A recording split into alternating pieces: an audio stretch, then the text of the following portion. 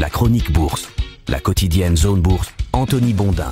Bonjour et bienvenue dans ce point de marché Zone Bourse. Nous sommes le mercredi 9 octobre 2024 et son titre ce matin, Alphabet et Boeing, monument en péril. À 7h30 hier, quand j'ai décidé de titrer ma chronique « La bourse chinoise fait n'importe quoi », j'ai longtemps hésité avant d'appuyer sur le bouton valider en craignant que ce ne soit un brin excessif. Et puis en fait non, parce que la bourse chinoise a vraiment fait n'importe quoi hier. Et ça a l'air de continuer à tel point que j'ai failli titrer ce matin « La bourse chinoise fait encore n'importe quoi faute d'un meilleur constat ». En réalité, c'est pas la bourse chinoise qui fait n'importe quoi, ce sont les investisseurs. Je vais essayer d'expliquer pourquoi ce matin, même si la raison la plus plausible est qu'il ne faut pas mélanger des réactions décérébrées avec des opérations algorithmiques. Mais avant cela, on démarre avec quelques détails sur le déroulé de la séance de la veille.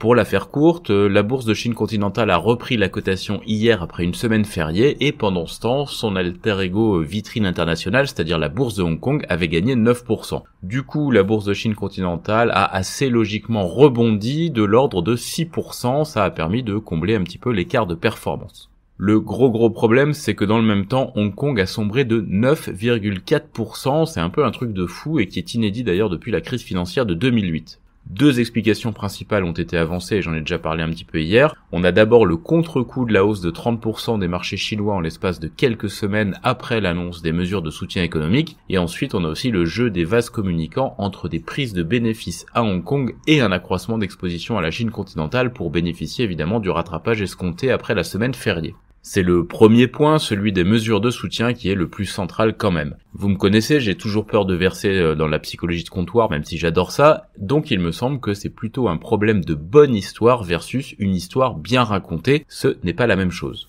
En l'occurrence, la bonne histoire, c'est que les autorités chinoises ont mis enfin quelques moyens sur la table pour relancer leur économie, d'où d'ailleurs les 30% de gains depuis le mois de septembre. Par contre, et c'est là que le bas blesse, Pékin n'arrive pas à tenir son public en haleine alors que l'histoire perd en intérêt. Ça semble un peu puéril dit comme ça, mais c'est une réalité. Les économistes occidentaux doutent de l'efficacité des mesures au-delà des simples effets d'annonce. Et il faut bien dire que la Chine ne fait pas grand-chose pour les rassurer. D'ailleurs, elle ne peut même pas faire sortir ses propres économistes, d'abord parce que personne ne les juge crédibles, et ensuite parce que Pékin leur a déjà coupé le sifflet. Je vous ai mis dans la chronique écrite le lien vers un très bon papier du Monde à ce sujet, qui explique notamment que les économistes chinois qui disent un petit peu trop de choses sur les réseaux sociaux, eh bien, ont fait en sorte qu'ils ne puissent plus parler. Ces doutes, ils étaient bien visibles ce matin, peu après l'ouverture des marchés chinois, puisque l'indice de Chine continentale CSI 300 chutait de plus de 6%, et pendant ce temps, le Hang Seng perdait presque 3% malgré sa baisse de 9,4% la veille. Bon, alors la situation a un petit peu changé depuis, puisqu'après la coupure méridienne, on a un CSI 300 qui ne baisse plus que de 4% et un Hang Seng qui rebondit un petit peu, on est à plus 1% au moment où j'enregistre. Pourquoi ? Eh bien parce qu'à cette heure, les autorités locales ont annoncé que le ministre chinois des Finances a prévu une conférence de presse sur la fiscalité samedi, et ça a un petit peu réveillé la libido du marché. Face à cette situation qui est quand même ultra volatile, les indices occidentaux ont fait ce qu'ils ont pu hier, sauf Paris où la sino-dépendance a encore fait des dégâts, le luxe a lourdement chuté, aidé par les spiritueux cette fois comme Pernod Ricard. Pourquoi ? Eh bien parce que Pékin a décidé de remettre la pression sur les producteurs de cognac. La Chine qui a aussi laissé planer la menace d'une taxe sur les importations de grosses berlines européennes, et ça, évidemment, ça a envoyé Porsche, BMW ou Mercedes au tapis hier.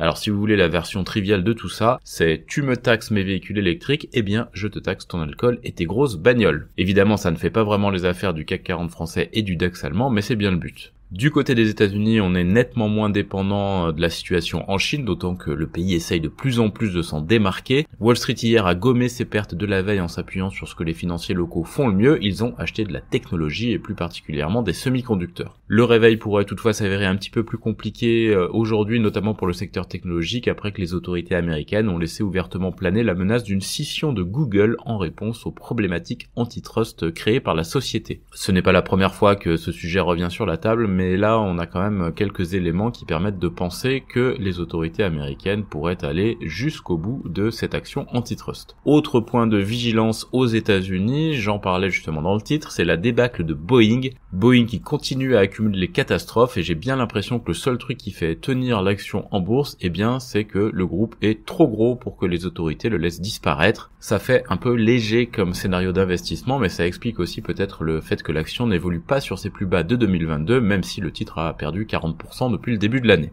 Dans le volet macro, il y a peu d'indicateurs majeurs aujourd'hui, mais on a deux banques centrales qui étaient sur le pont. La Banque de Nouvelle-Zélande a réduit ses taux d'un demi-point pour les ramener à 4,75% comme les économistes le prévoyaient, mais pas les économistes chinois si vous avez bien suivi parce qu'ils n'existent plus. Un peu plus tard, c'est la Banque centrale indienne qui a maintenu un statu quo à 6,5% sur ses taux, là encore conformément aux attentes, même si la Banque centrale a ramené sa perspective d'évolution à la neutralité. Hier, plusieurs membres de la Fed des États-Unis ont exprimé leur opinion lors de divers événements. L'une a expliqué que les baisses de taux devraient être prudentes et fondées sur les données, l'autre que les risques pour l'inflation ont diminué, les menaces sur l'emploi ont augmenté et que l'économie est encore forte, et la troisième personne de la Fed a dit qu'il faut continuer à se concentrer sur la réalisation de l'objectif d'inflation en adoptant une approche équilibrée. Finalement, c'est peut-être la Chine qui a raison, il faudrait interdire les économistes, surtout quand ils n'ont pas grand-chose à dire. Ah, et enfin, faute de savoir où le mettre ailleurs, je le mentionne ici, les obligations de l'Inde et de la Corée du Sud vont entrer dans les indices gouvernementaux du FTSE Russell en 2025. C'est important pour ces deux marchés. En Asie-Pacifique, ce matin, le Japon monte timidement, il est étranger au délire chinois. Même situation en Australie. Côté Taïwan et Inde, on est en progression d'environ 0,5% en séance. La Corée du Sud est fermée pour un jour férié. Du côté des indices chinois, eh bien, je vous en ai parlé un petit peu plus tôt, on avait démarré en baisse et ça a tendance à s'améliorer un petit peu du côté de Hong Kong. Par contre, la Chine continentale continue à reculer.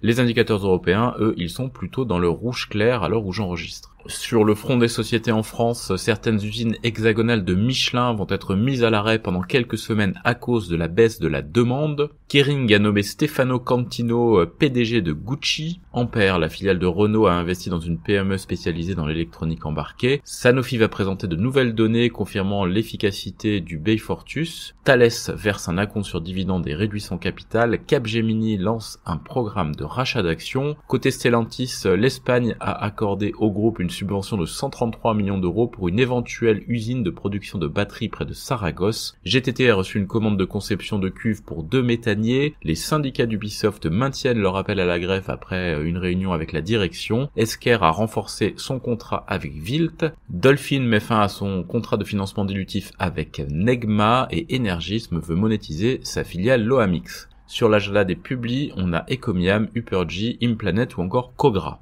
Ailleurs en Europe, Continental s'attend à ce que sa propre rentabilité s'améliore au troisième trimestre malgré la baisse de ses ventes. Par ailleurs, la Thaïlande approuve un investissement de 400 millions de dollars du groupe allemand pour l'agrandissement d'une usine de pneus. Fresenius envisage d'augmenter sa production pour faire face à une éventuelle pénurie de médicaments aux États-Unis. Givaudan a lancé une nouvelle usine numérique en France. Et enfin, l'entreprise espagnole Europastry annule son IPO en raison de l'instabilité du marché. En Amérique du Nord, Alimentation Couche-Tard, le groupe canadien, pourrait relever à 47 milliards de dollars son offre sur le japonais Seven & I selon les infos de Bloomberg. L'action du groupe japonais prenait 5% ce matin. Les États-Unis affirment donc qu'une scission de Google, la filiale d'Alphabet, est l'une des solutions possibles pour régler le problème antitrust posé par la société. On enchaîne sur Boeing, alors beaucoup d'actu. Boeing met fin aux discussions avec ses syndicats, ce qui n'est pas une très bonne nouvelle pour la reprise de la production. Par ailleurs, le groupe a livré seulement 116 avions commerciaux au troisième trimestre contre 92 au deuxième trimestre. Alors certes, c'est mieux, mais l'industriel n'a livré que 291 appareils sur 9 mois, c'est très peu. Pour ne rien arranger, Standard & Poor's envisage sérieusement de déclasser la dette du groupe en catégorie spéculative à cause de la grève, alors que Boeing serait, selon les rumeurs, en train d'envisager des levées de fonds. Le fonds de vente à découvert Hindenburg Research s'attaque à Roblox. Les descendants des fondateurs de Procter & Gamble échouent à renverser le CEO du groupe. Uber va regrouper ses actions à raison de 10 pour 1. Chevron est en pourparlers pour vendre ses actifs gaziers du Texas à Tokyo Gas pour un montant pouvant atteindre 1 milliard de dollars. Un tribunal britannique donne raison à Pfizer et BioNTech dans l'affaire du brevet sur l'ARN messager contre CureVac. Et Barrick Gold